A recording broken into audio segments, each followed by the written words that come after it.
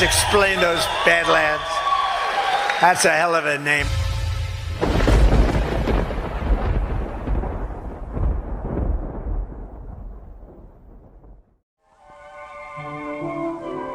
Everywhere you go, your manners are with you, and they leave their mark. They help you feel sure of yourself, too, and they make an impression on people. Demonstrators wreaked havoc in Washington, D.C. and destroyed storefront windows. It takes from 15 to 20 years to demoralize a nation. Make political commitments to curb population growth. We didn't simulate this. We didn't practice. What the hell do they let the reporters in there for? MK Ultra. 8 million adults are affected by it. Don't try it. There will be no outcome that leaves Saddam Hussein in power. A brand new group called ISIL. We're speeding up training of ISIL forces. The one person who wasn't random was the security guard. America was founded as a constitutional republic. 50 incumbents out, send citizens to Washington. I will totally obliterate the deep state. We will obliterate the deep state.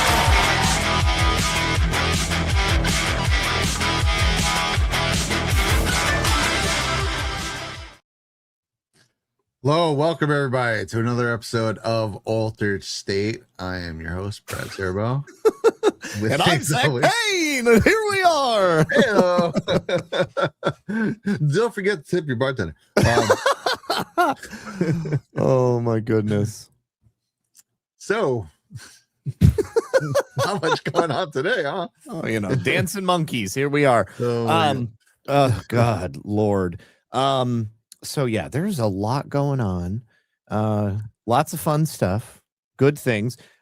Did you happen to notice how many people President Trump endorsed actually won their primaries yesterday? I didn't, but I could almost guess. I will tell you, there was like 122. It might have even gone up since that time. Virtually everybody who he endorsed and ran won. Now, the only exception, the kingmaker. Yeah, he is a king. The only exception to that, I think, was Tony Gonzalez, who I've been talking about for a while now. He is the Republican representative for Texas 23. And you may have heard of him, but you might not know his name. He was the guy who had an affair with his staffer while she was married, and he was married with 6 kids, and she had an 8-year-old son. Convinced this woman to have an affair on her husband, and then her husband found out by reading their text messages, and then texted Tony and everybody in the office that worked for Tony, all of their family, all of their friends, texted them all from Regina's phone number and said, "Hey, everybody, this is Regina's husband." I can't remember his name. It's like, Victor or something like that. This is Victor. Regina had an affair with Tony Gonzalez, Representative Tony Gonzalez, her boss. And so we're going to be getting a divorce. And I just wanted to make sure everybody was aware of what kind of a scumbag Tony Gonzalez is, cheating on his wife and 6 kids with my wife. And so that was about a year before she set herself on fire in the backyard of the home they used to share together after he left and took their son, and then started dating her best friend. And then she sent him a video. I have not heard of this. Yeah. It was on security camera, but she also took a video with her phone of her setting herself on fire. Did she die? Oh, she's dead as a doornail, Brad. Yeah, okay. You don't come back from something like that. Terrible stuff. But now I have to admit, like, when it first happened, I was like, okay, top staffer for somebody who I perceive to be a deep state rhino. I think that's why I know the name Gonzalez. Yeah, what came in mind. I don't want to say anything, but I don't know. Well, cartel. I mean, he's in Texas. And we know the cartel has infested politics in any of those border states. And I mean, let's be pretty honest. I mean, a woman setting herself on fire is uncommon. Definitely is not the way that most women would choose to commit suicide. But knowing everything that I just told you, and her husband coming out and saying that this is the order of events. I mean, this is how it happened. And, she wanted to get back together. He had left her and had started dating her best friend. And that was like the final straw. Yeah, he's probably. And she left her job too. She quit working for Tony Gonzalez, and Tony Gonzalez quit talking to her, and also refused to leave his wife. First told her that he was going to leave his wife, and then was like, well, you know what? I got a race. I got a primary in February of 2026. I don't think I can. I don't think it's a good time. And then so her life imploded because of the decision to cheat on her husband with a senator, or excuse me, with a representative. I'll do it. Yeah. Fuck. Yeah. So anyways, that entire story was a prelude to the fact that Brandon Herrera, the AK guy from YouTube, was running against him. He ran against him 2 years ago, got him into a runoff, and then narrowly lost by 400 votes. And then this time, of course, this scandal came out like the day before early voting started. The death had been around for a while, and nobody had confirmed that they had been sleeping together. But then the husband came out and was like, yeah, he totally is a piece of shit. So that came out, and a bunch of articles were written the day before early voting. And and this time, Brandon Herrera got about 900 more votes than Tony Gonzalez in the primary. And there were two other candidates which represent about another 10,000 votes. And because they didn't get to 50%, Texas, you need 50%. Otherwise, there's a runoff that will take place in May. And so there will be a runoff. Now, who knows? Maybe President Trump will reach out to Tony Gonzalez and say, you should probably just drop out of the race right now. Finish your term. Let Brandon Herrera win. And then we can spend all our money on the Democrats. Yeah, I could see that happening. And of course, his endorsements are pretty much, I've noticed that he will definitely go anti-rhino for like 95% of them. Yeah. But then some of the ones, it's kind of like, well, I think this other person has no chance. And right, he'll exactly. just go with that, which is, I do track with that way of thinking. Mm-hmm. Yeah. I mean, President Trump, he wants to bet on a winner. And and if the non-establishment candidate doesn't have a chance in hell of winning, then he doesn't bother to support them. But he will then not support the other candidate. Oftentimes, if he really does want the upstart to win. And same with John Cornyn and Ken Paxton. He didn't endorse either of them, and they both came very close, but didn't make it to 50%. So now he's saying, I will endorse one of you like within a couple of days, and then I want the other one to drop out. And he hasn't said who that is. But if, I think if he's smart, and I think he is, he's going to endorse Ken Paxton, because Ken Paxton, he has a shot at winning, number one, and John Cornyn's a total rhino piece of shit on the other hand. Yeah, so that makes total sense. I think also too is he wants to see. I think he wants to give people chances. We've seen this. We've also seen it bite him in the ass because they're dealing with scum of Washington. But we've seen President Trump try to give these people a chance. Like, listen, you're a piece of shit to me, or in general. Do you want to come back around? Are you going to play nice? Are you going to be cool? I will soften my position on you. And sometimes it's worked, but a lot of times it doesn't, because there's just no honor amongst these people. No. Yeah. They are disgusting, disgusting people. So what was the total number? 122? You said? 122. That was as of earlier this evening when I checked. That's awesome. Yeah, I thought that was pretty good.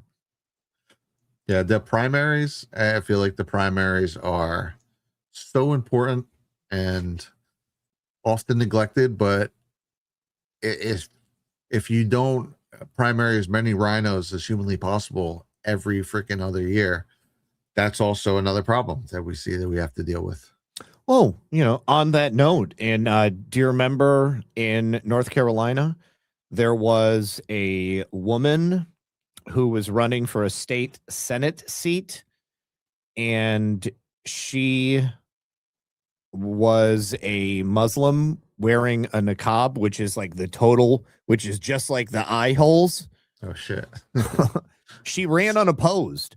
And because she ran unopposed, nobody else ran against her. There just was no election. She's just automatically the winner. Wow. Yeah. That's interesting. This is for the state Senate of North Carolina? Yes, for the state Senate. Yes.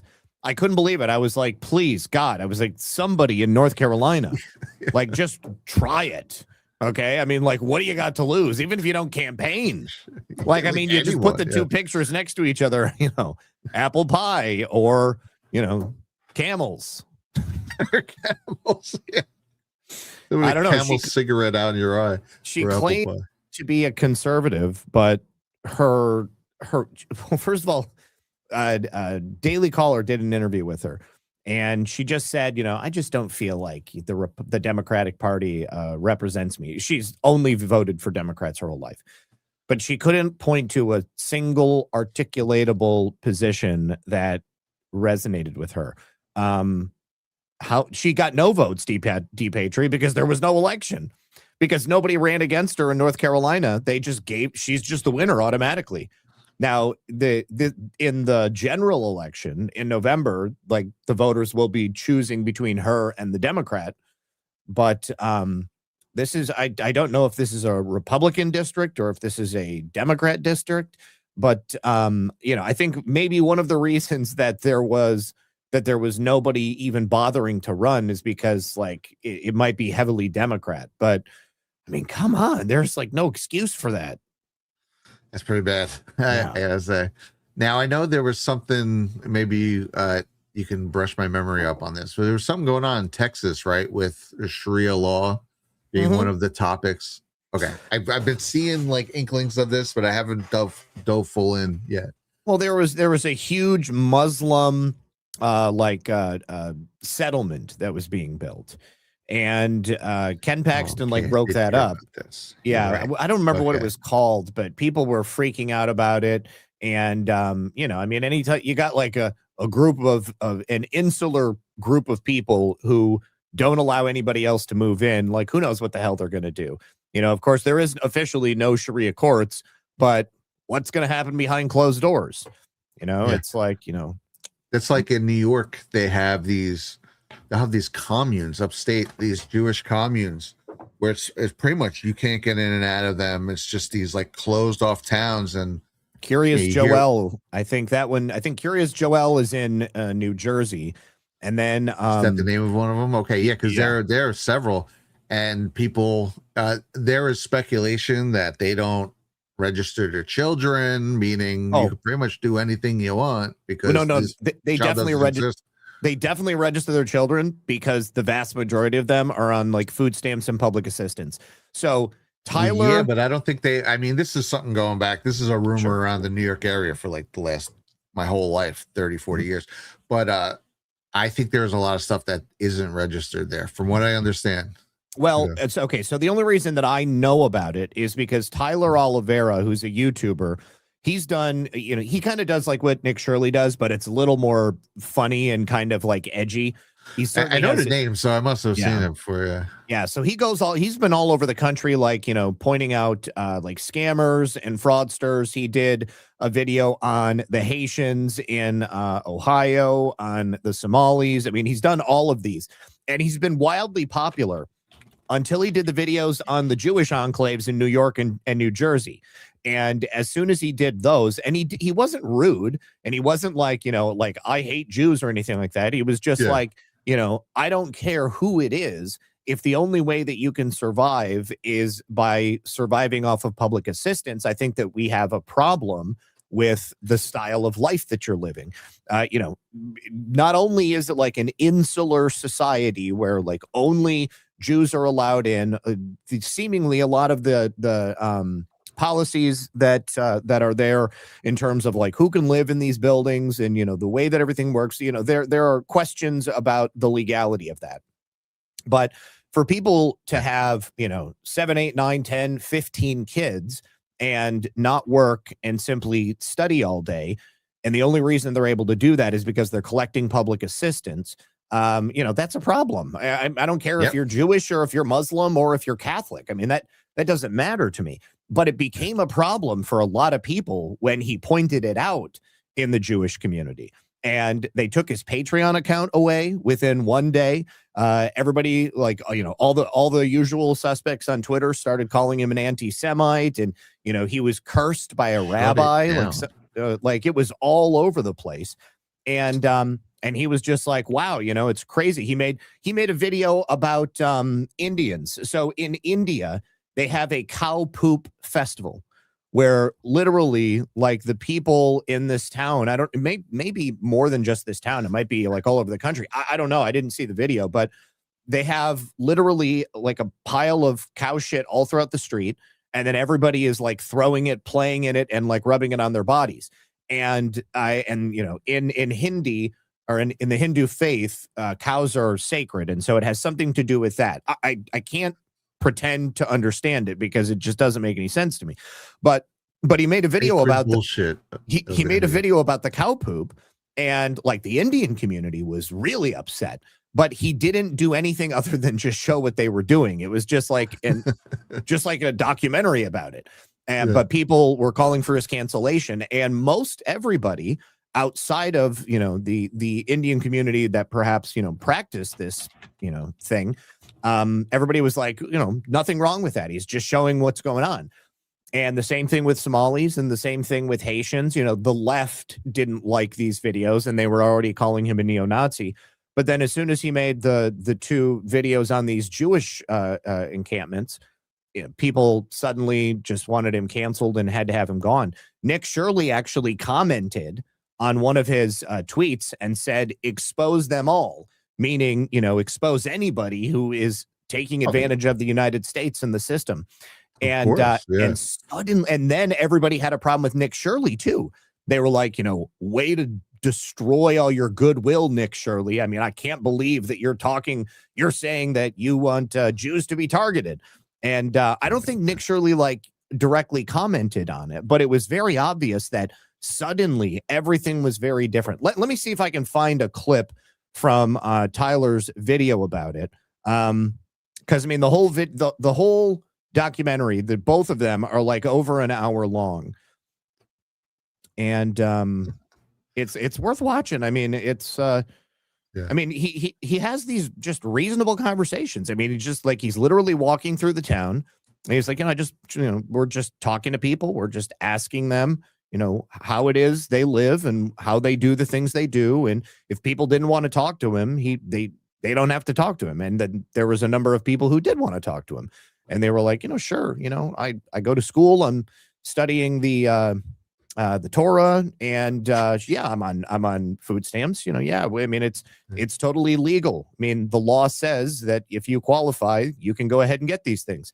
And he was like, well, yes, it says that, but should you? Is that really how it should be? That's just, you're just robbing from the New York taxpayer at that point.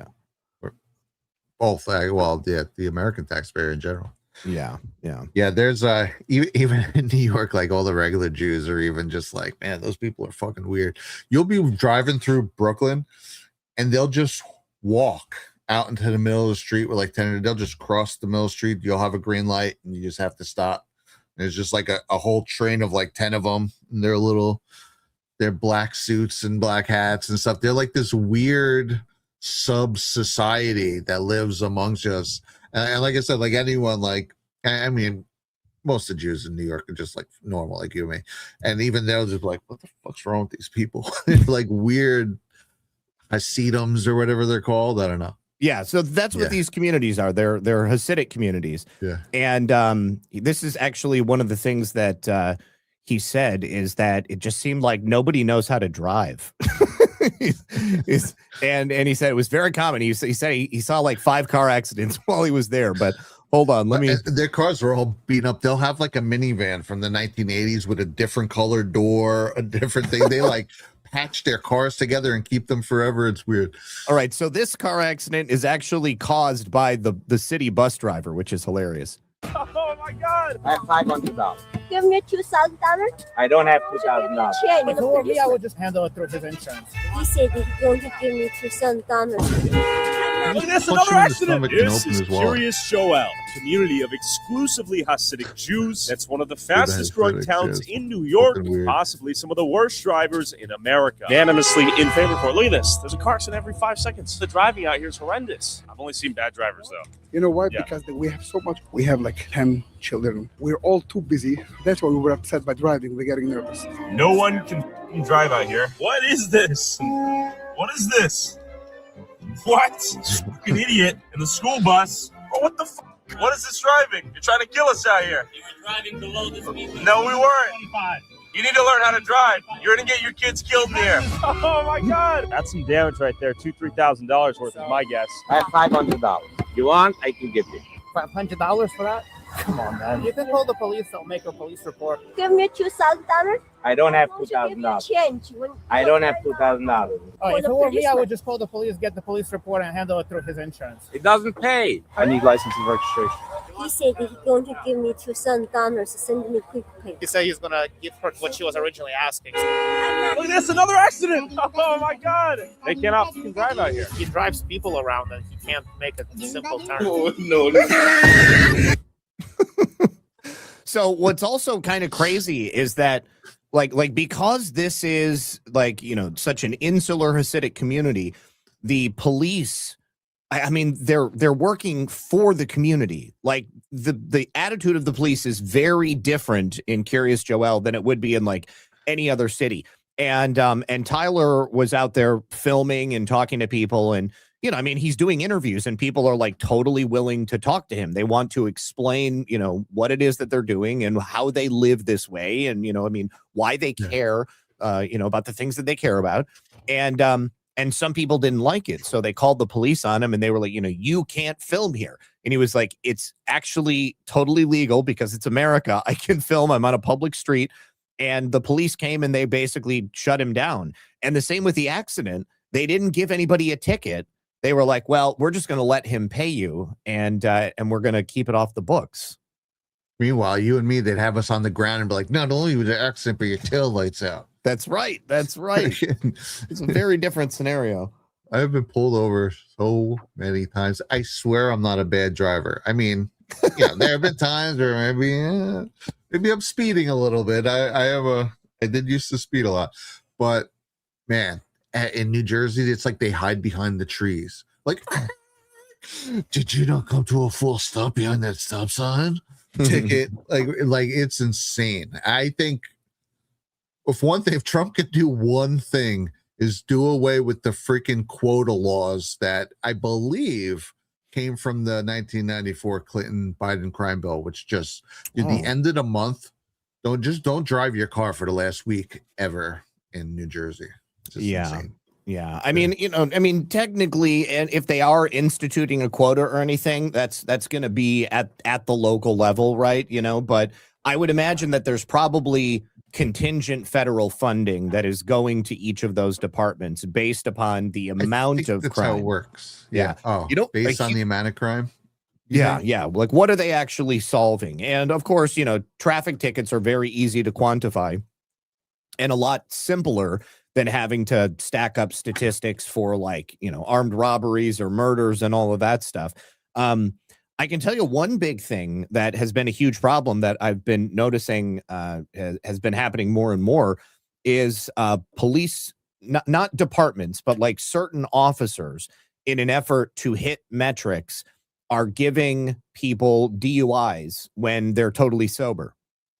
Like, you know, claiming, and this is something that you will see, some police, they will, like, in an effort to develop probable cause, they will claim that somebody appears to be intoxicated, or they smell the smell of alcohol, or then, you know, I've seen it a couple of different videos where, you know, they suggest that somebody smells like alcohol, and then they give them, you know, the field sobriety test. And then they'll be like, okay, well, you know, you blew zeros. So, you know, I think I smell marijuana. So we're going to have to take you in. Okay. Yeah. And so, oh man, there's a case going on in Iowa right now. It's called Newton, Iowa. and this kid, Taven Galignakis, he was 20 years old. He was driving home from a party one night. It was like 12:30 or something like that. And his one of his headlights was out. And so he was driving with his brights on so that he had two headlights. And the cops pulled him over for that. And he was like, yeah, I'm sorry, officer. I just didn't want to have just the one headlight on. So I was driving with my brights. And he was like, well, that's illegal. You can't do that. And he was like, how much have you had to drink tonight? He was like, well, I don't drink, so I haven't had any. And he was like, what about when was the last time you smoked weed? And he was like, I don't even know. I don't really smoke weed. I play sports. And so I can't. And he was like, I don't believe you. And so he was like, okay, well, give me a breathalyzer. And he was like, I'll take a breathalyzer right now. Here's the thing. I will tell everyone here, if you don't know this, field sobriety tests are total garbage. Okay. They will tell police nothing. It gives them an opportunity to have an interaction with you, and they are completely arbitrary. So if you've got a bad knee, if you don't adhere to their instructions exactly, and they will speak fast, they will try to confuse you. They will do and say things that will make it more likely that they can say that you are intoxicated in some way. And then even if you're not intoxicated and they take you in, then you got to go through the process of getting booked, and it's just a huge hassle. But there was an officer that I read about. She had like 200 incidences of perjury, like fake DUIs, giving people tickets and saying that one thing happened and something else happened. I mean, it's terrible because not all cops are bad like that. Not all cops are just trying to, get a notch on their belt. But there's enough of them happening where that's what you're going to see reported on. Those are the videos that you're going to see on YouTube or whatever it is. And it just gives everybody a bad name. If we have people who are operating as protectors, peacekeepers, law enforcement officers, then let's actually enforce the law and not look for laws to enforce. Yeah, exactly. If you're looking for it, there's a problem. If you have a nice society, you should just stay with it. I sparked a New Jersey police harassment conversation in our chat, and I love it. Do not do a field sobriety test. Like you offered to blow a breathalyzer, okay, and you got to know your rights, because even if you didn't do anything wrong, if you have to hire a lawyer, then that's thousands of dollars that's out of your pocket, and it's not worth it. The Patriots saying that they made the traffic cams illegal there. I know for a brief time, I'm trying to think of when it was, maybe 2016. 2015-ish. I was working in Weehawk, and they had put up the traffic cams, and they couldn't give you points, but people who were speeding to work were getting tickets and talking about it on the job site. But apparently that's been made illegal now, which is awesome. Those should absolutely be illegal. I will say one thing. I don't know if I should admit this on camera, but I only took one field sobriety test ever in my life, and I passed, and I was pissed drunk. So, so they're not the most accurate things ever, but I actually don't almost never drive drunk. So that was a weird almost never drive. Brad, that's not what you say. over the course of my life. I mean, I haven't in probably 10 years, but if you add up the course of my life, I've probably done it like maybe 5 times, which is not a lot. I know people who every time they go to the bar, they drive there and they drive home. So I have definitely driven drunk, and I'm ashamed of every single one of them. Because I know I could have killed people. And I definitely got into an accident one time and just drove away because I knew that I was going to get arrested if I stuck around. Nobody else was around. It was bad. I felt terrible. And, but there was nothing I could do because obviously I didn't want to get in trouble. I was very young, very, very young. Yep. Yeah. I've, like I said, probably maybe not even 5 times. I can remember 3 times significantly, and they were all pretty much, that was one that scared the crap out of me. I was coming home from work, and I had literally didn't want to drive drunk. So I pulled over. There's after you get through the Lincoln Tunnel into New Jersey, on the New Jersey side, there's a rest stop right there. I was like, I'm going to pull over. I'm going to sleep this off. I shouldn't be driving like this. And all of a sudden I get a knock on my window, and it was a freaking cop. and I must have fell asleep on my wheel. Oh no, yeah, you go in the back seat. Don't stay in the driver's seat. Usually I'd like lean it back, but I guess I just like pulled in and then instantly fell asleep. And he was like, someone reported you, and we just thought it could have been like, a diabetic coma or something. He was bullshit. He freaking wanted to test me out. And they made me do the thing, and I passed. I'm like, dude, I'm sorry. I just woke up. I'm a little groggy. And they left. So that was the only time that. The other time, there's 2 other times I could think of, and they both scared the shit out of me. And then this is why I don't drive. So maybe it is only the 3 times. First time, I was 17. I just had my license. We were in the backyard of our friend Ashley's house, and we were drinking, obviously underage. Mm-hmm. And her grandfather woke up, came out, was like, what the hell's going on? We all run to my car, and then I drove home like that. And I remember at one point driving home, I'm just like, I'm looking at the side of the road, and all of a sudden I realized, oh God, how long have I not been looking at the road? Like, I'm like watching the trees and the freaking mailboxes. And that always stuck with me, where I was like, I had no concept. That could have been like for 5 minutes, I could have been driving like that. Luckily, it was like the middle of the night and no one was on the road. And then there was another time, another work instance. And this is why eventually I just stopped everyone. Everyone wants to go to the bar at lunchtime, and it's like, it's not good. And I was working up in Yonkers, which is about 2 hours from where I lived in New Jersey. And we're just we went to the bar that day. I don't remember going back to the office. I don't remember going back after lunch. I just remember waking up in my bed at home. Oh man. And that scared the shit out of me. So, all right. So my mom is in the chat. And of course, I never would have told you, Mom. I was an adult at the time, but I'm 47 now. So, I mean, I think about being 22, and it's a long time ago.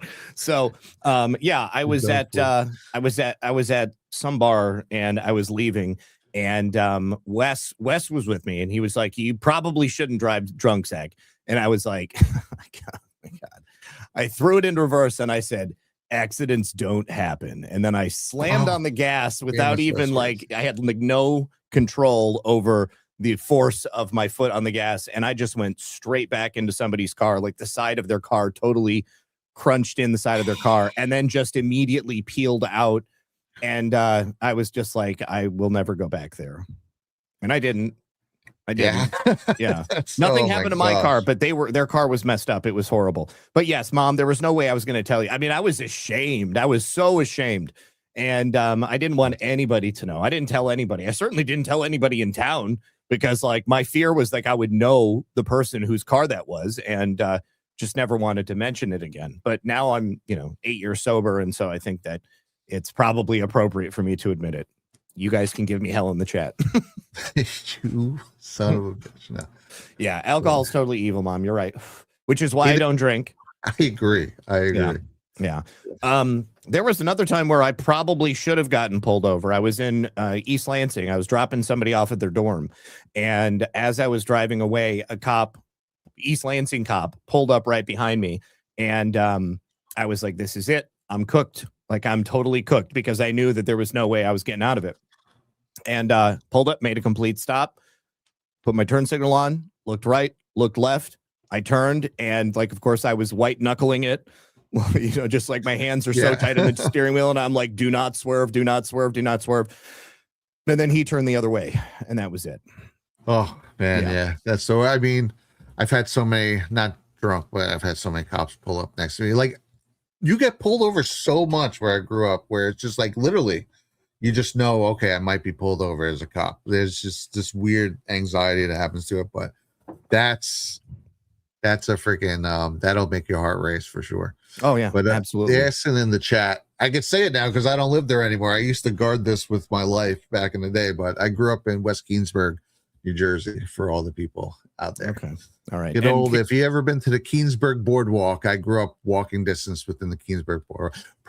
This is also probably like, well, yeah, that's why there's a lot of cops there. It's not exactly the best area for crime. If you go to a crime map, it's pretty red. But I mean, whatever.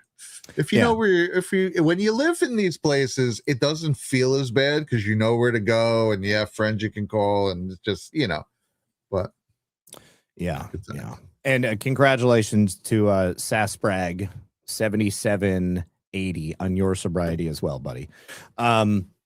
So yeah, I mean, and I see everybody in the chat. I used to do all the stupid things, all of the stupid things you could do while driving. I definitely did it, and I felt invincible, you know. And there was that one time that I drove over a median in the middle of the road and definitely like tore my oil pan off. Yeah, had to get rid of my car because I like drove over a sign. Yeah, it was bad. Oh my gosh, dude. It was like in front of a bunch of people, and I just kept going. I was like, oh my God, I hate myself. Like, I'm such a loser. This is why Zach and I do not drink. Nope.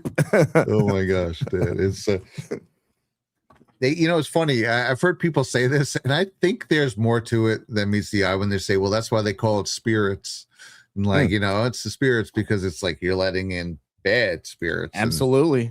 Yeah. You totally are. They can even just be a thing of you're inebriated, your defenses are down, and I do believe in negative entities. So yeah.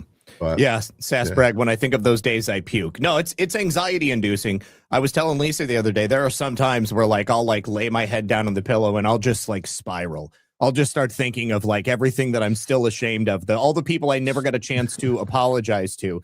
Like that one time, oh my God, like I could never find that person, but I just know that I probably should, but I never will be able to. And so I just got to like, ask God to take it from me, because that's the best hope that I have of trying to make amends with a person who I don't even know if they're alive anymore, to be perfectly honest with you. Yeah. It's one of those things with life, man. As long, I think God just wants you to set your record straight and be right with him and lead a good life from as long as you realize that we weren't leading the lives we should have been leading. Yeah. Oh, Lumpy and Gingy. Did you see that? Zach's going to say he ran over a homeless guy, but thought it was a deer. Oh, thank God. Thank God that never happened. Oh, but I mean, actually, like on that note, one day I used to live at the end of a dead end. I was like the last house in a dead end. And so frequently people would park at the end of the street. It was like right in front of my house. And I go outside one morning to take my daughter to school, and there is a car sitting right there, and it's like kind of a sports car. I don't know. I don't remember what it was. Maybe it was like a Camaro or something like that. A nice car, fast looking. And then I get out there, and it was the same day I had to take the trash out. And so I take it to the curb, and I'm like, great, this dickhead, he's parked in front of my trash can, or they might not pick it up. And I look and I see, and the entire windshield is just crunched in. Okay, it's smashed, and I said to myself, "Wow, that kind of looks like a body hit that windshield and hit it hard." And so then I just went and took my daughter to school, and I came back, and the car was gone. I don't know what happened to it. And then I read that same bar that I smashed into a car, somebody else, that guy was leaving and hit a dude on his bike. Oh, and no. It was a body, and they already had a description of the car, and they had given it, and I was like, holy shit, that was definitely the car that was in front of my house. Well, they ended up finding the guy, and I don't remember if the guy who got hit lived or not, but I mean, based upon how hard he got hit, it was touch and go, I'm pretty sure. That is freaking nerve-wracking, dude. I can't even imagine. Yeah, that was enough to make me start walking right there. But then also watch for other people who might hit me. Yeah. Well, I'll tell you what, the best thing that ever happened for people who do drink is Uber, and then, Lyft and all those things. It's just, I mean, obviously cabs exist in a lot of areas too, but it's just different. You can't order it on your cell phone and stuff like that. But so, obviously we didn't have Uber when I was in my heyday. We did have cabs, but like, I didn't trust them. I never people always told, like, they were like, you can't trust cabbies. They're like gypsies, because they're they're going to rip you off.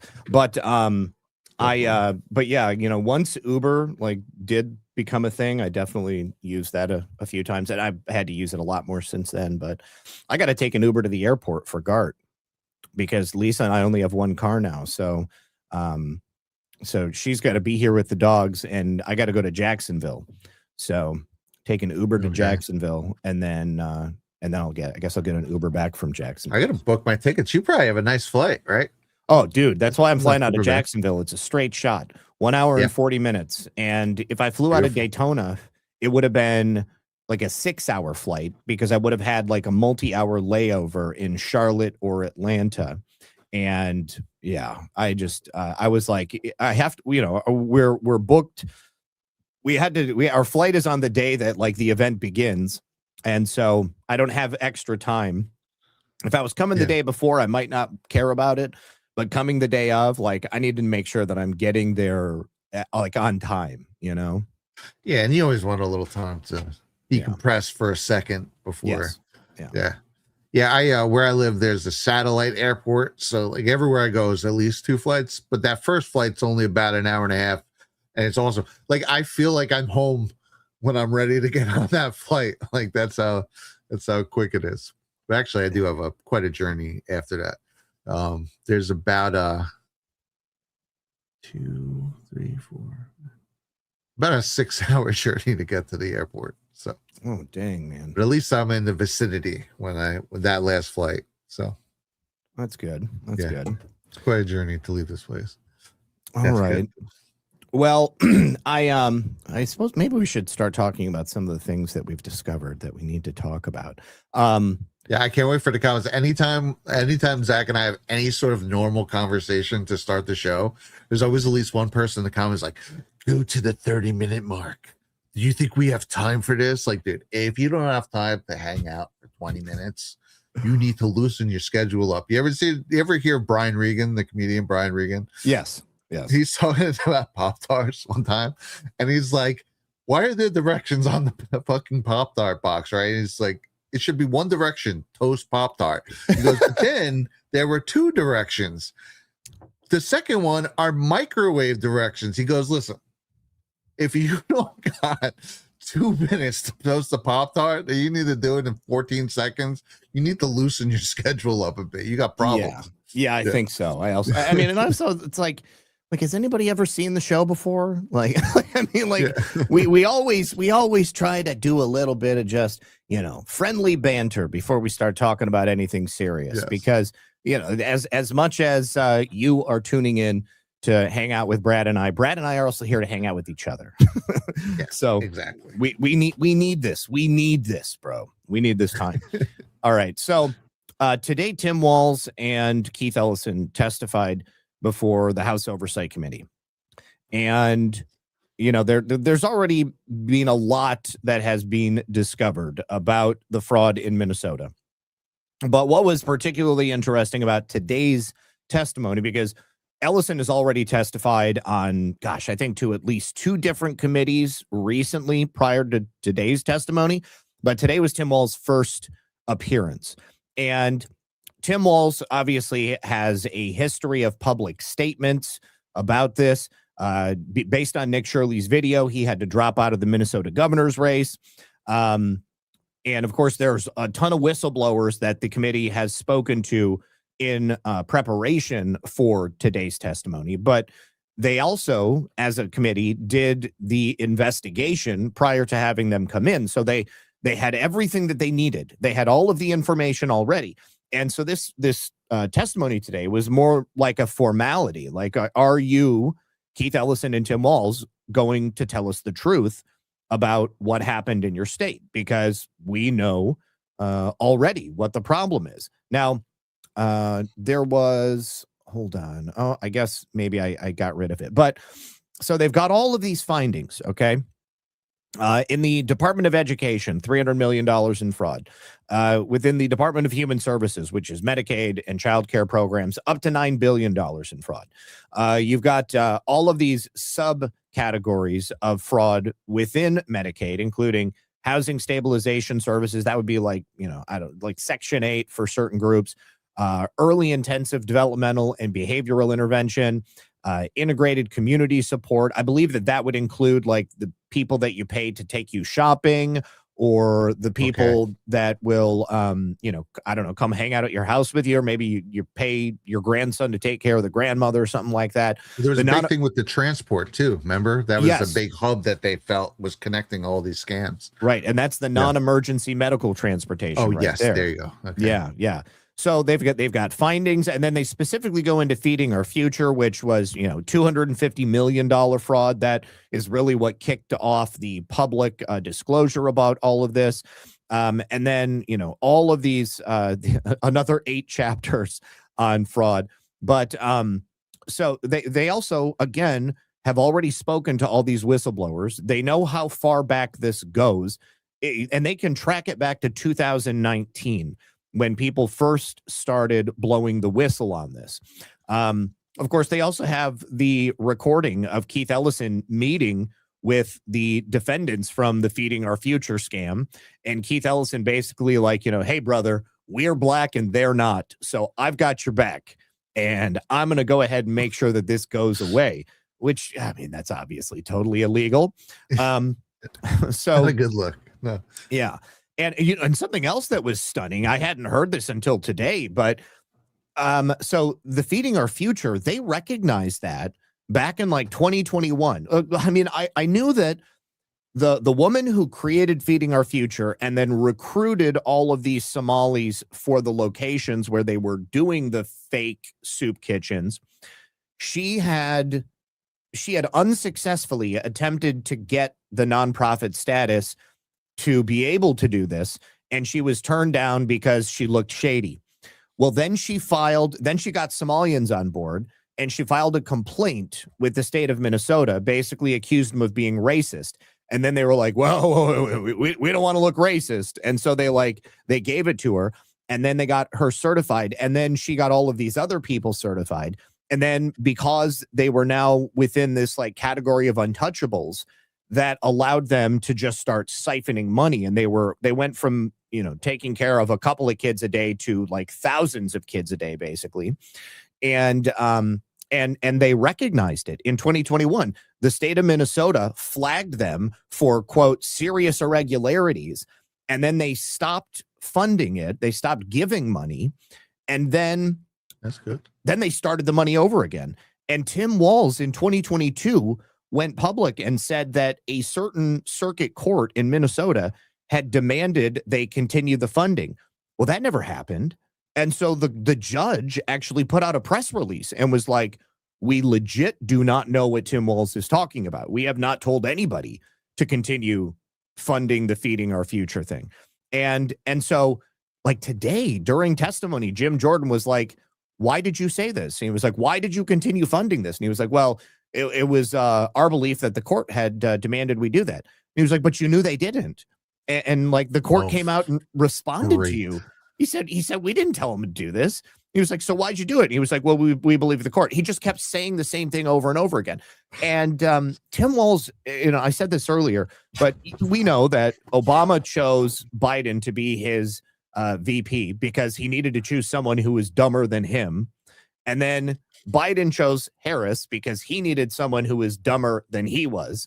And then Harris chose Walz because she needed someone who was dumber than she was. And you get further and further back on the stupid train. And basically, if Tim Walz was going to be a candidate for president of the United States, he would have to have a total drooling pinhead at his side, because there's no way, no normal person is going to be any stupider than what he is. Yeah, that's a rough bar. Yes. Yeah, that's insane, dude. I hope they are suggesting the DOJ bring charges. Oh, absolutely. Well, the one thing that kind of pissed me off is that today these guys weren't under oath because this was a public hearing. And that's, a lot of people were upset about Bill and Hillary Clinton having to do it behind closed doors. And even Bill and Hillary leaned into that. But during those closed door hearings, those people are under oath. I mean, it's transcribed, it's videotaped. So all of it's going to become public, but it's not as much of a public spectacle as these hearings are, because the format is a little bit different. They're afforded more leeway in terms of asking the questions and getting the answers. It's a little more intimate, right? You're not in front of the crowd, and you don't need to worry about sound bites and stuff, even though, of course, a lot of that stuff is going to turn into a sound bite. I've had a theory about the Bill and Hillary Clinton depositions that I wasn't saying out loud because I didn't want to put this out there until they had done it. Mm-hmm. But you know how people have been talking about with the Epstein files, right? How there's a missing chunk from what was like 2000 to 2002, right? Yeah. The exact time Bill was hanging out with Epstein and going on this African tour and all that stuff. I wonder if they are holding that back until they got them on the record answering a bunch of questions. Yeah, I definitely thought about that too. There's like a big 9/11 chunk that's missing as well. I want to say it's like 99 or like 2000. Yeah, until then, because I went in there looking for 9/11 straddles stuff. 9/11. Yeah. Yeah. The two things that came up with 9/11, the Shadow Commission. Yeah, I followed those both through, and they're like nothing. The Shadow Commission, I found it was just I was able to find the website. Well, a Wayback Machine save of that website, and it's literally just a guy doing research, and it was like a public website that he called the Shadow Commission, that he wanted to do an extra investigation into it, but it was all public. It's not like a government thing or anything. It's just literally, it's like one of us from back in the day just doing his chat. It was like if I put out a thing on my website, like, you want to be part of the Shadow Codex investigation, I'm just inboxing people. Now, it's weird that he's inboxing Ghislaine, because, like, who the frick is she? She knows something. But, yeah, that was nothing burger. And then the other one I saw people freaking out about it was there's a September 12th, 2001 email to Ghislaine asking, like, where's the real pilot? So everyone's like, what the hell? But then you know how some of these have been saved where there's the single one, and then saved 5 times, and like one of them will be the whole chain, and the whole chain is she sent someone a picture of her like leaving the helicopter, like saying like that she was the pilot, and he's messing with her and be like, well, where's the real pilot? Yeah, you know? Yeah, I saw that version of it. So both of them were dead ends. Yeah, but yeah, somebody wanted to know if Senator Sheehy broke some dude's arm today. I don't think that this dude's arm is broken, but he was like, it looks like he's a Marine veteran, or at least he's a guy wearing Marine dress fatigue, or not dress fatigues, but dress uniform, and he's I don't know, he interrupted a hearing, and they were trying to get him out, and he wouldn't leave. He's got a grip, bro. Like, look, they can't get him off. And so Senator Tim Sheehy was part of the effort to like peel this guy off the door and get him the hell out of there, because he was disruptive. Look at him. He's got that guy broke his own arm with respect. Like, they're asking you to leave. You know, at that point, now you're a belligerent. It's one of those situations. But it's, you know, to him, he might feel good about it because brings a lot of attention to what he was saying now. Look at that dude's face. Look at those dudes' faces when they go back. They're all just like, like, that's one crazy white boy. Like, what's going on? Yeah. Is a crackadoo. I'm like, no way. He's like, stop resisting, son. Camera Kirat should have tickled him. These are the thoughts we need in real time. Okay, so people are saying his hand was stuck behind the door. Was it stuck, or was he holding on to the door? It looked to me like he was holding on to the door. Hang on, let me turn the volume up. You hear a crack in the video. What's the fight for Israel? His hand. Oh, God. Oh, I did hear a crack. His hand. Yeah.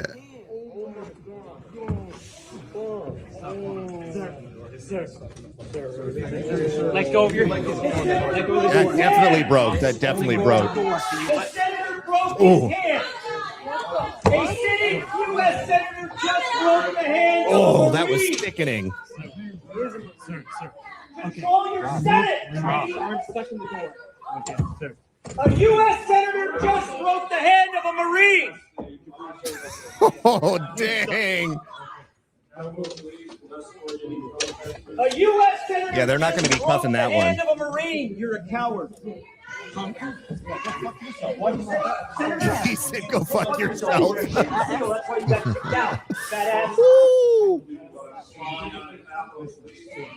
I mean, that guy caused the situation. He broke his own arm, as far as I'm concerned.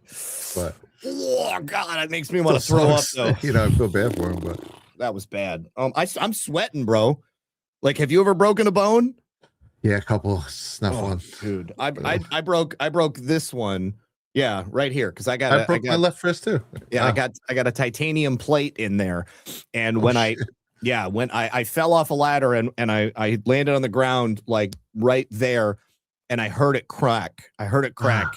And I was like, oh God, because I thought it was gonna break my tailbone, and so I leaned over to like catch myself with my hand, and then I heard my arm break. And I was like, oh God, oh no. And I knew it was broken because I like couldn't move it, but I had to work. I had to keep working. I had to finish out the day. And then, and it was, and I couldn't get to urgent care. And then they were like, well, you waited a little bit too long. Like, we're not going to be able to reset it now. You're going to have to come back in and have an operation on it. And I was like, oh God, I was trying to save money, but I just ended up spending more money. That sucks, dude. I didn't know it was really broken, but I broke my ankle like that. And the only disc golf tournament I ever played in, and I wanted to go in a lot. I was starting to get really into it. And I was jogging, looking for a disc, and I stepped in a gopher hole and whatever. And so there was like 5 holes left, right? In round 1. I didn't do round 2. And I thought I rolled. You ever roll your ankle real bad? Oh, yeah. It sucks. So it's like, I just thought that happened. And then we're going and we played next hole. And I'm like, man, this is really bad. And I finished that whole round. And then I drove home. It was an hour from my house. And by the time I got home, it was, I guess, because even though I'm still driving, it was my right ankle. It's still kind of stationary. It had puffed up and I like couldn't walk to my door. I was basically crawling to my door. And now I'm laughing because it's just so ridiculous. And now I'm thinking, if people see me, I'm crawling to my door laughing. I probably look like a stumble bum drunk right now. Oh, and God. It was so bad. I went to urgent care. It was fractured. And so when you work on it and you kept working before you got it fixed, and it was probably really puffed up and horrible by the time you did, right? Oh yeah, it was bad. It was real bad. It was real bad. And they ended up putting a cast on it, or I don't know. They wrapped it with something. It wasn't like a full cast. It was like a temp cast. Then I had to come back in and put me out. And it was the first time I was ever under like anesthesia.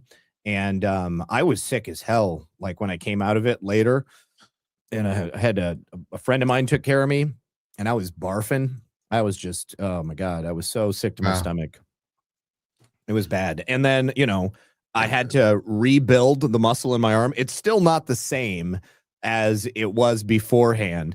And I had like an immobilizer on it for a while after they took the cast off. And when I took that off, it looked like, I mean, it was like there was no muscle on my arm. It was just like bone. Oh, that's creepy. Yeah, it was really creepy. And so I had to like do, all of this physical therapy to get it back. And I remember somebody saw my arm. They're like, what the hell's wrong with your arm? like I don't know, like I got like some type of wasting disease or something like that. And I was like, look at that. That's even weirder. That's freaking crazy. Yeah, dude.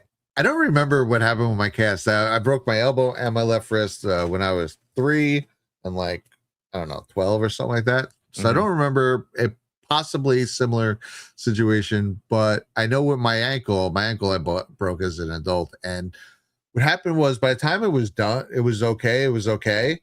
But then my left ankle started hurting. And then so the doctor was like, well, you've been compensating with your left ankle for so long. So I think those two kind of went back and forth for a little bit. Yeah. Oh, running Patriot. I've definitely broken my little toes, but I always figured, what are they going to do? Yeah, that doesn't count. I broke my big toe once too. Yeah, I've definitely broken a couple of toes. I just there's nothing they can do. They tell you can't put a cast on it. You literally just have to walk around with it until it heals. Yeah, just tape it up. Yeah. Tape. Don't be a sissy. Okay, so maybe we should take this time to thank our sponsors. I think you guys, you'll either be horrified by this commercial or you'll love it. I kind of love it. Legend says, on St. Patrick's Day, a beard without oil is just a chin with ambition.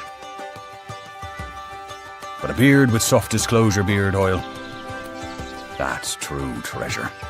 Spiced vanilla, naked, smooth as a leprechaun's getaway plan. Soft enough to impress your barber, bold enough to confuse a baby goat. And this boar bristle brush tames your beard like it holds the crown coin. Every bottle is American made, which means when you buy Soft Disclosure, you're supporting 6 American small businesses. That's not luck, that's capitalism with cheekbones. And while you're at it, try our mint green deodorant, because even legends need fresh pits. Soft Disclosure, go for gold.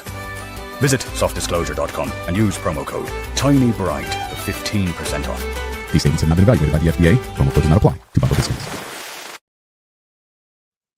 Well, if that doesn't make you buy Self-Disclosure, I don't know what will. That's a good one. So you haven't seen the revised version of that ad? Okay, that's what I did see. I think because that one wasn't so bad, but there was one with like a muskrat or something. It's a river otter. It's an Irish river otter monster. And hold on, I'm gonna pull it up because we need to have that one in there as well. And so Green Star made that because on the show on Mythical Beasts that we did on Baseless Conspiracies, there is a like mystical cryptozoology river otter that is like, it's not they don't know what it is. It's just a monster that lives in the river and it looks kind of like an otter, but it's way too big to be an otter, and it will definitely steal your kids if you're not there. The acoustic, is that the Acoustica? I don't remember. Hold on. In Alaska here, there's this legend. They all talk about the Acoustica, which is like an otter monster that steals your babies. Okay, so the Dabarchu, and that's that, called the Dabarchu. Okay, that's in Gaelic. I think I heard about the one in Alaska as well. Okay, so hold on, just so everybody knows, let's play version 2. Legend says, on St. Patrick's Day, a beard without oil is just a chin with ambition. But a beard with Soft Disclosure beard oil, that's true treasure. Spiced vanilla, naked, smooth as a leprechaun's getaway plan. Soft enough to impress your barber, bold enough to confuse a baby goat. And this boar bristle brush tames your beard like it holds the crown coin. Every bottle is American made, which means when you buy Soft Disclosure, you're supporting 6 American small businesses. That's not luck, that's capitalism with cheekbones. And while you're at it, try our mint green deodorant, because even legends need fresh pits. Soft Disclosure, go for gold. Visit softdisclosure.com and use promo code TINYBRIGHT for 15% off. These statements have not been evaluated by the FDA. Promo code does not apply to bundle discounts. I had no idea he was going to make him eat him at the end, but I think it's totally appropriate. That's the one I originally saw, just in our own chats, and I thought I was about to play it. That's funny. That's good. That's okay, good. Good times. I did find, this is the Acoustica. Should I play? It's only 1 minute long. Oh, the Acoustica. Okay, that's it. The Kushtaka inhabits the gates of the Arctic National Park in Alaska. It is a creature with a long, otter-like body and a human face. Its fur is deep brown and black, having a long, thick tail. The Kushtaka is mischievous, highly intelligent, and evil. It normally lures people to secluded places by mimicking the cry of a woman or child. The moment its victim gets close, the Kushtaka captures it and kills it, dragging away its soul. According to legend, the victim's soul is imprisoned within the Kushtaka's body, blocking it from continuing the cycle of death and rebirth, according to native beliefs. Widely feared by the Tlingit people, they frequently recount stories about the Kushtaka to warn seafarers, and especially children, about the perils of the wilderness. The Kushtaka is also a well-known subject of art and storytelling, and it continues to fascinate people today. The Kushtaka. That must be the way the Tlinkits say it. Oh, the Kushtaka. And then us white invaders. Okay, it's the Kushtaka. I want to like run for like Senate or something, or our one. There's only one representative. There's more senators than representatives in Alaska. That's how many people live here. Wow. And then just be like put on the heaviest New York accent I can muster. Like, yeah, Denali Mountain, forget about it. It's Mount McKinley now. All right, relax. You don't know about us Alaskans. Just like freak people out. Well, yeah, it's the Kushtaka. We are going to officially recognize the Kushtaka. We are going to make it a protected species. Yeah. What am I, an asshole? It's the Kushtaka. You got to protect these guys. Good Lord. So yeah, I actually plan to do a couple more cryptid shows over there on Baseless Conspiracies, but I haven't narrowed it down. I should probably figure something out before Monday, though. Oh, yeah, Brad, you said that you had a clip of President Trump speaking about the dangers of Iran. You know, one thing that I consistently keep seeing in the chat is that the only reason we're, you know, involved in some type of conflict with Iran is for Israel. It's for Israel's sake, has nothing to do with America. Yeah. But I mean, if, you know, from my recollection, and I've been paying attention for quite some time, President Trump has been talking about Iran for a very long time, and specifically about, you know, the dangers of a nuclear Iran since well before he was even running for president. Oh yeah, dude. I was like, you know what? Let me find a couple old clips from my show yesterday. And I just looking, and I found him talking about Iran, like, I don't know, like 150 videos. I was like, let me pick about 3 or 4 of these. And here's I have a whole pool now that I could pick from. Here's one this is from 2023. Yesterday I showed a bunch from 2015 and 2016. But here's him. Yeah, this one from 2023, I think, is an important one, too, because he talks about how by the end of his first administration, that they were ready to make a deal, especially after the hit with Soleimani. It was basically, all of a sudden they're coming to the table now and they want to talk and it's going to be a good deal. And he's talking about how they were right there. And then Biden came in and, you know, he's unfreezing funds. He's kind of invigorated these people and changed the whole game back to cause the situation which was now, again, also this time too, Trump still wanted to make that deal. Dude, Israel obviously they're just chomping at the bit to go to war with everyone. That's obvious. That's why people think about this, but he was holding them off. He's been holding them off for a year and trying to make a deal, and they won't make a deal, and they wouldn't do it. And so now they get this.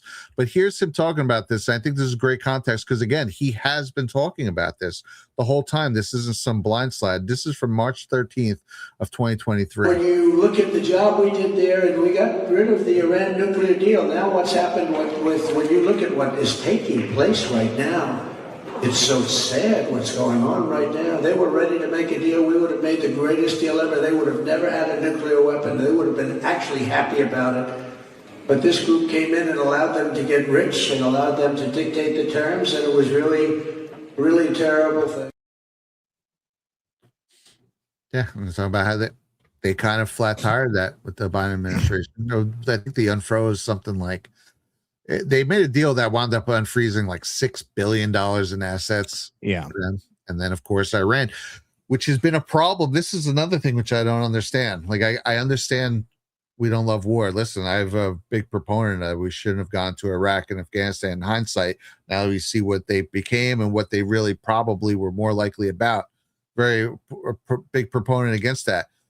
But as a president, you have to be able to use your military when you need to use your military. Correct. You can't neuter your president like that, especially if it's one you trust, like President Trump.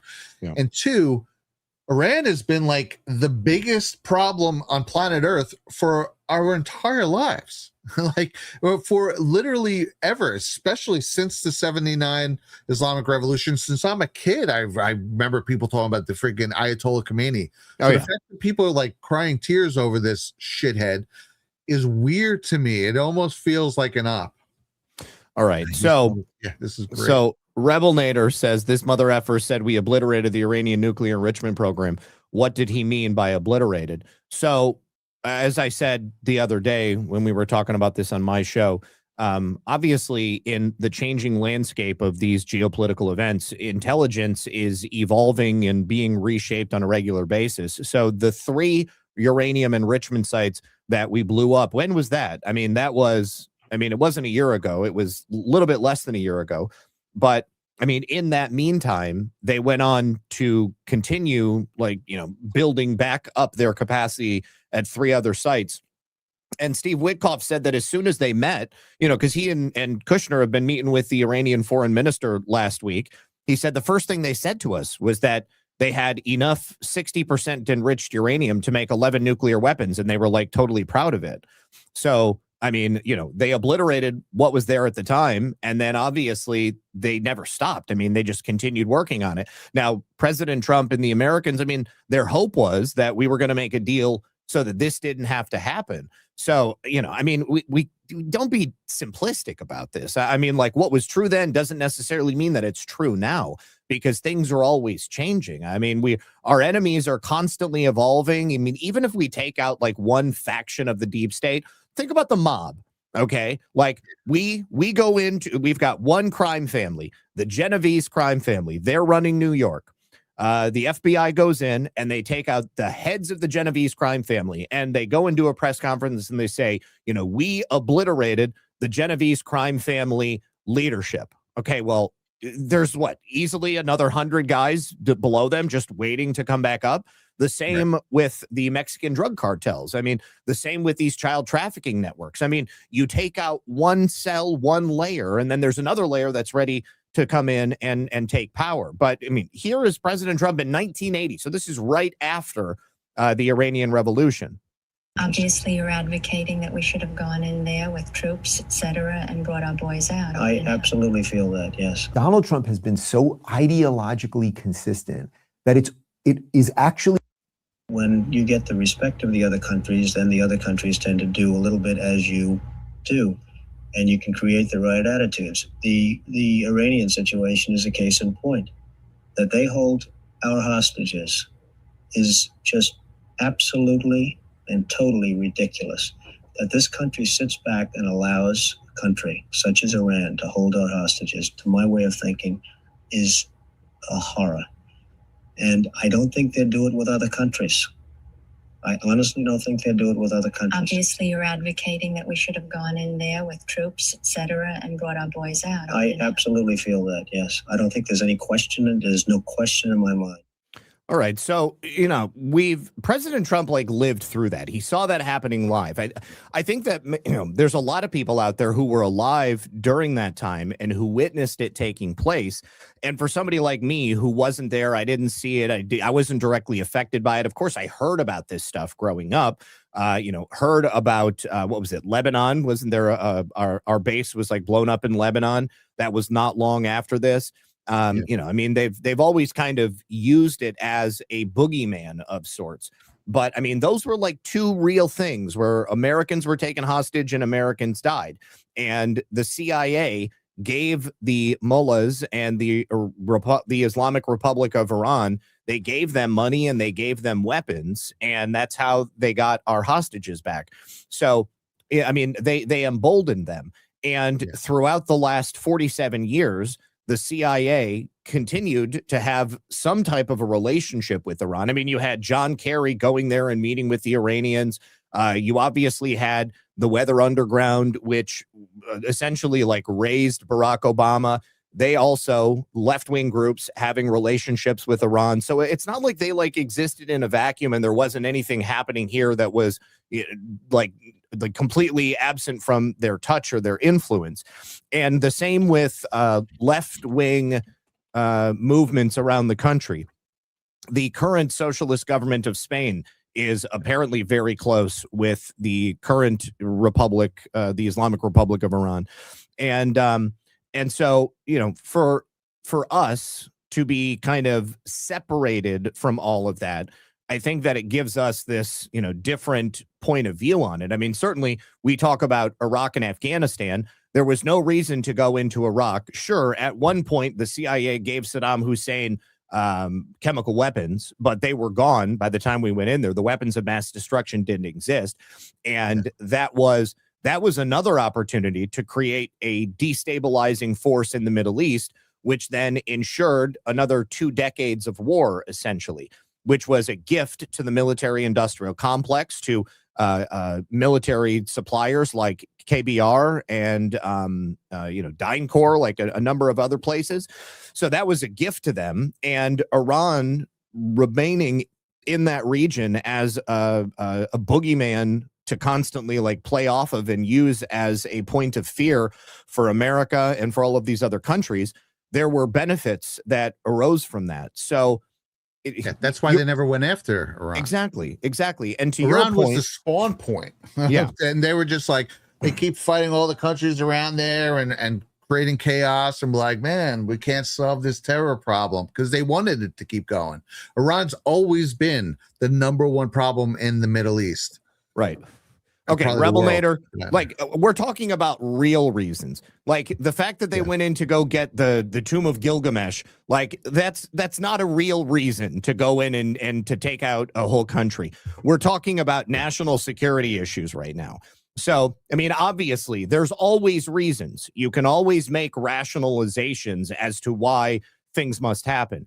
And throughout my entire life, I've thought that all of those rationalizations were total bullshit. And in this one instance, President Trump believes that this is something that needs to happen. Now, they've been attempting to make a deal with Iran ever since the Fordow plant and all of these other enrichment sites were taken out, and it's been impossible. They haven't been able to do it. They know how much money was given to Iran by the United States government, by Obama, and by Biden. Now, here's another aspect of it that I don't know that people are really taking into account. China gets the majority of their oil from Iran, and now they're not going to get any of it. And now that the Straits of Hormuz are potentially, certainly a lot of the shipping through there has slowed down. A lot of their goods are coming through there. That's not happening anymore either. And as a result of that economic slice that's taken place, I think that that's what is ensuring that China does not get involved. And, Russia is also not getting involved. Now, Russia is also saying that they think it's time to stop providing oil and energy to Europe. And that's the only way that many European countries are getting any of that fuel. So that right there could lead to an end to the conflict in Ukraine. Slovenia and Hungary are both also now militarily gearing up to protect their interests because Ukraine went and blew up their energy infrastructure. So I think that, what we're seeing here is like a triple play. Like all at once, it's causing a series of economic rifts throughout these various areas of the world that President Trump had attempted to diplomatically end these conflicts and bring everybody together. And I think it's going to force the hand of a number of different places. And the one problem that many nations had, including President Trump, was the Islamic government in Iran. If that goes away, if he removes that, well, then Israel's got no reason to constantly be threatening to go to war with Iran. The other nations around Iran don't have any reason to say that we've got anxiety about this country. There will be ripple effects. And, is it unfortunate that perhaps it had to happen this way? Yes. But I also think that President Trump tried to do everything he could to make sure that it didn't have to happen. And unfortunately, some people's balls were just too big to take a step back. Exactly. But, don't do any real analysis on this, Zach. You're forgetting about the Jews. Oh, my God, not the Jews. It's like, you guys make me want to pretend to like Jews, okay? The way you act. It is like so effing insane. It is like the biggest brain melt, brain rot that has been injected into every truther community for the last 40 years. So here's the thing. Like if it was just for the nation of Israel and greater Israel and Zionism, then President Trump would have allowed Israel to just nuke Iran, just wipe them off the map, just get rid of them. And he also would have allowed Israel to just completely wipe Gaza off the map, would have allowed Israel to wipe the West Bank off the map, and he would have allowed them to build the Ben Gurion Canal, and he would have allowed them to continue spreading out and taking over all of the other countries that they want as part of their, claim on land, which they say is, their gift as the chosen people. But none of that has happened. Like, everything that President Trump has done has been to push for economic interdependence and individual sovereignty.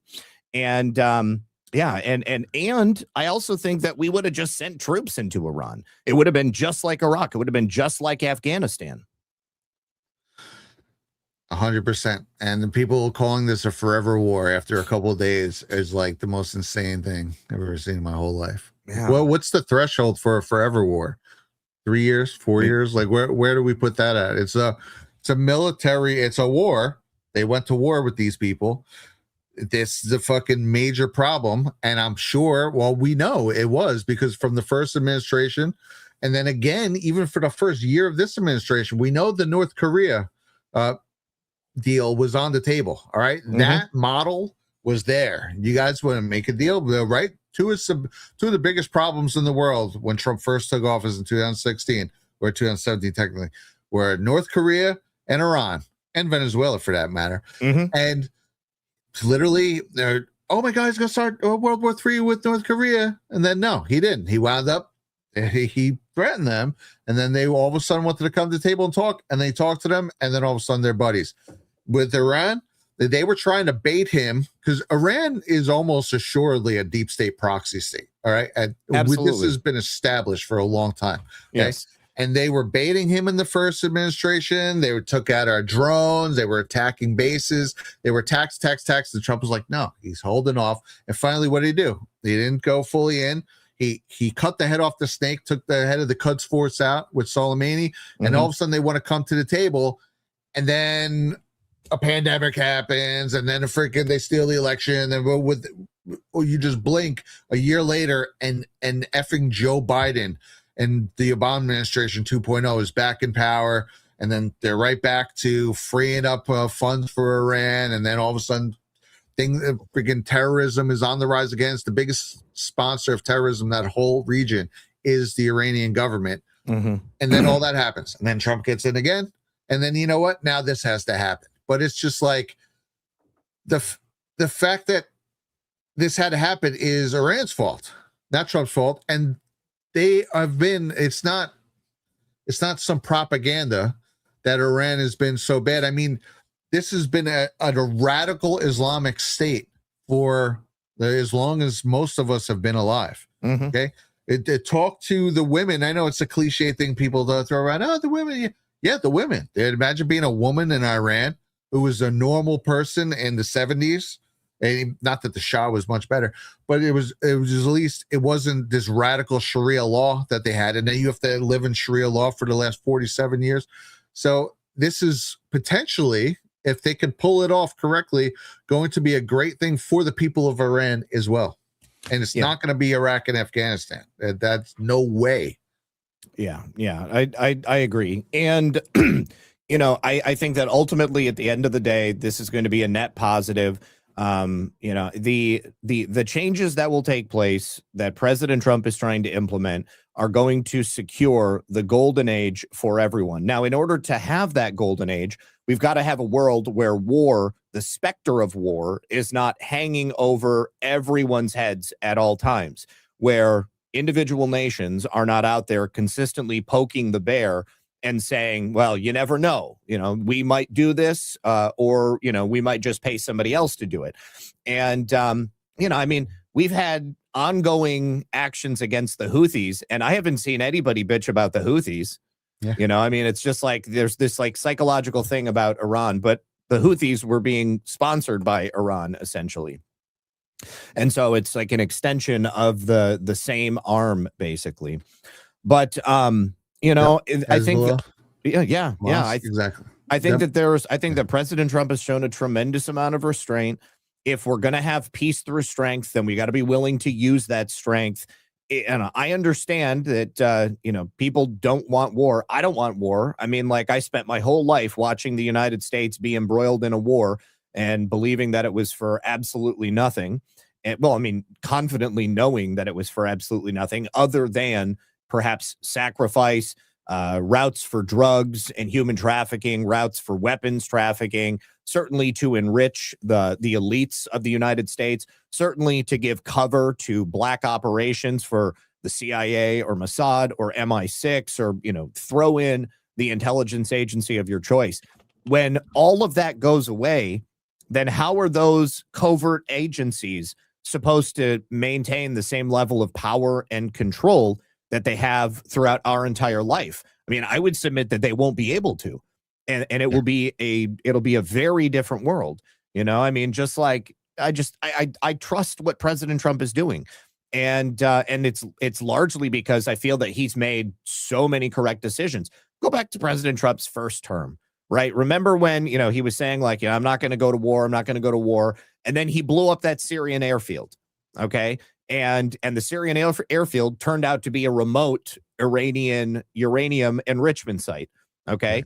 And like so many people online were like, Trump is just like everybody else. I no longer support Trump. And then it came out like within, I don't know, 24 hours that there were no people that were there because the Americans warned the Syrians.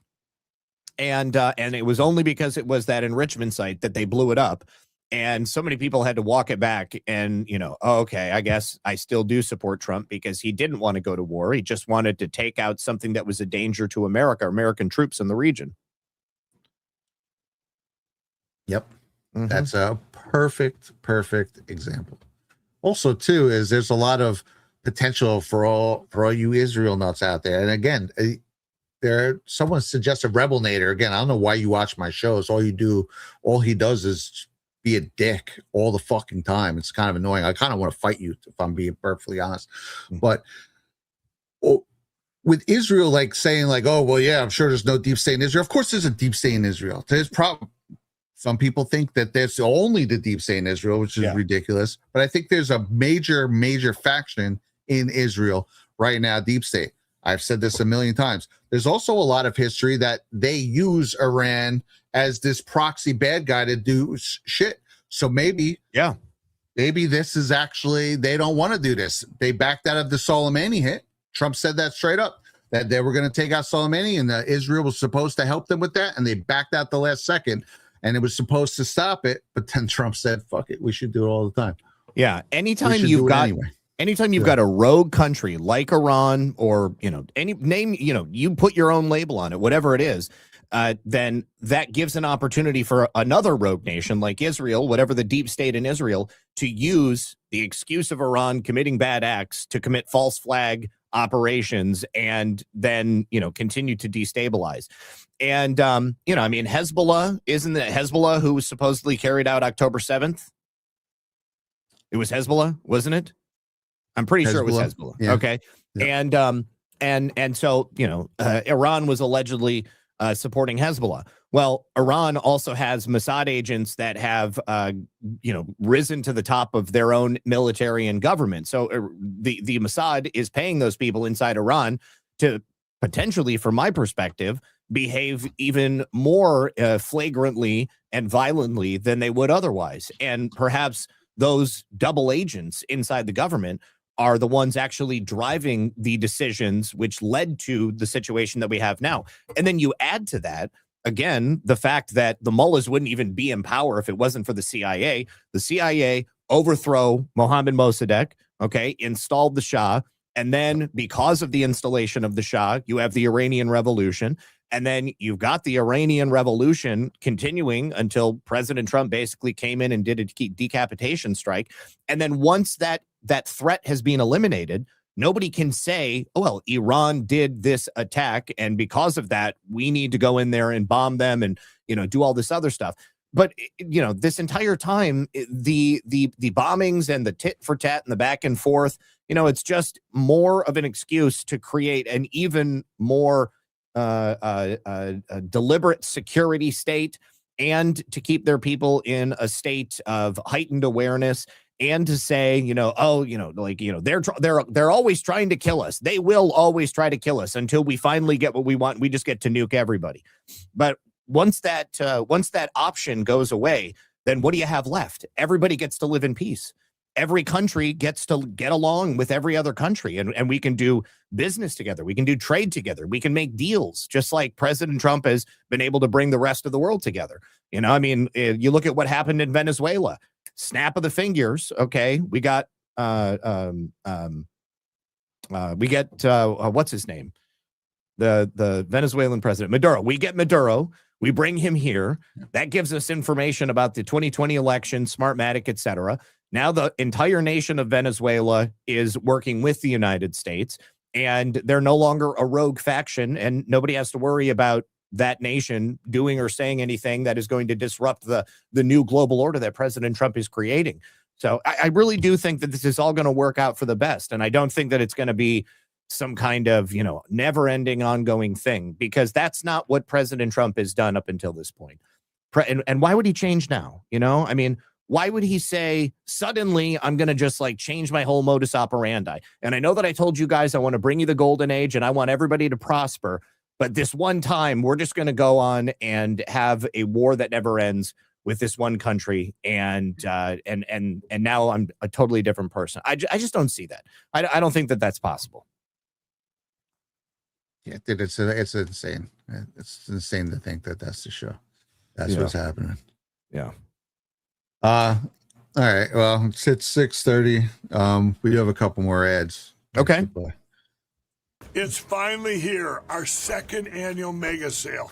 This sale only comes around once a year, so take advantage of the best offers ever while you can. For example, save 50% on our Giza Dream bed sheets, as low as $29.98. And for the first time ever on TV, My Pillow mattresses and My Pillow mattress toppers as low as $99.98. And you save 50% on our Lux Pure 6-piece towel sets. Regular $69.98, now only $39.98. And our best-selling standard My Pillows, regular $49.98, on sale for $17.98. Wait on it, mega sale, only $14.98. So go to mypillow.com or call the number on your screen. Use this promo code to take advantage of our second annual mega sale. But wait, there's more. To make the mega sale even more special, when you order right now, your order's going to ship absolutely free. Maha yourself with supplements that don't suck from Conscious Strength. Founded by Badlands' very own Jordan Sather in 2019, Conscious Strength products are made in America and won't break your bank, unlike other online brands. Their lineup includes collagen for strengthening joints and hair, electrolytes to get rid of those cramps, green powders that taste good and mix easy, shellac gummies, methylene blue, zeolite, and more. Flip the finger to Big Pharma, be your own doctor, and get supplements that you can trust from Conscious Strength. Go to badlandsmedia.tv/strength to shop now. One more time, badlandsmedia.tv/strength. Link will be in the description below. And then we also do have GART coming up. Oh, yes, yes. That should be a lot of fun, guys. Art Nashville, you guys get your tickets, get your virtual tickets. We're going to be there. You are going to be there, Brad. Abby's going to be there. It's going to be a lot of fun. Really looking forward to it. And yeah, this is going to be a good time. I've never really hung out in Nashville before, so I'm looking forward to checking it out. I know that there's a lot of history and culture there, and people have already been telling me cool things to do. I don't know how much like social time we'll be able to have, because obviously we've got stuff on Thursday, Friday, Saturday, and Sunday, and then I fly out Sunday. But I'll definitely get a chance to do and see what I can. Oh yeah, dude. Yeah, it's always fun socializing, but also too is, you know, we have our panels and there's a lot to go over. So yep. A lot of times you need to find that time to clear your head and think about what you're going to talk about. You know? That's right. That's right. And we are going to be also doing we're going to be doing special live streams starting this week, if I'm not mistaken, or maybe it's going to be next week because we're almost done with the week. But for the virtual ticket holders. So if you get a virtual ticket, or if you get like a regular in-person ticket, you can come and hang out with us on those special streams ahead of time. Yes, and those are a lot of fun as well. Absolutely. And we also have, hold on, we have some super chats. Okay, there we go. which I don't know why aren't showing up here. Well, here, let me just share the window. Okay. Okay, do it live. We have Cheddar Mountain. First time watching. That bus driver is wild. Keep up the awesomeness. Thank you for shining a light on these folks' shenanigans. Hasidim, but I don't believe him. That's good. I'm going to use that. Classic. Tattoo teacher shared a link. There we go. This is I did pull this up before and got checked over. And it said this is Brad's first field sobriety test. So you got good balance. Thank you. I want you to step, bump, bump, step, bump, bump. 5, 6, 7, 8. Step, bump, bump, step, bump, bump. Pot of beret, kickball change, step, clap. Okay. 5, 6, 7, 8. You know what would be good is if you hitch kicked and then you kind of get that in a barrel turn and then ha, you know. That was good. That would be. That was really good. You a dancer? No, not. I'm just drunk. Up against the vehicle right now, sir. You're going to jail. Yeah, I miss Reno 911. Oh, that's good. That's good. We have DPH, great show, $5 challenge. Let's go. Sassy C-Star, amen to the 20-minute unwind at the beginning of the show. We're all wound a bit tight these days. Yeah, I know I am. Yeah. And it's good to have a little bit of a break. Love you all. Thanks for a great show. Thank you, Sassy. K.O. Kelly, Zach and Lisa's anniversary is March 8th. Shit, that's coming up quick. Oh, yes, I did. I wore the socks that weekend, and I have worn them since I came home, too. But generally at home, I always just wear like the ankle socks. so I don't wear the knee socks. But when it gets cold out, like we had a couple of cold days this winter where I definitely wore some higher socks. Freaking love it. Shelty Mom says challenge accepted. Great show. AOB 22 challenge accepted. Elise 64. Brad, you look amazing, my guy. Oh, well, thank you. LKS kick 9123. So thoroughly enjoyed the show, gentlemen. And Artsy Joan, love you guys. Great show. A very stressful time, but remember, God wins. Absolutely. Yeah. At the end of the day, that is exactly how I feel as well. Yeah. Yes, I couldn't agree more. Well, with that, Zach, so it was fun. We got one more, aka Lou, who says, had me laughing the whole show. Love you guys. Love you as well. Love you too. Appreciate you. All right. Well, Brad, when's the next time you're going to be live? God, hopefully never. I will be not this Saturday with the Audio Files, but on Brad Abbey Live next Tuesday. Okay. Excellent. Excellent. And I'll be live tomorrow at 5 p.m. right here. Well, on my channel on Red Pill News at 5 p.m. Eastern. It's a beautiful thing. See you guys. All right. Peace.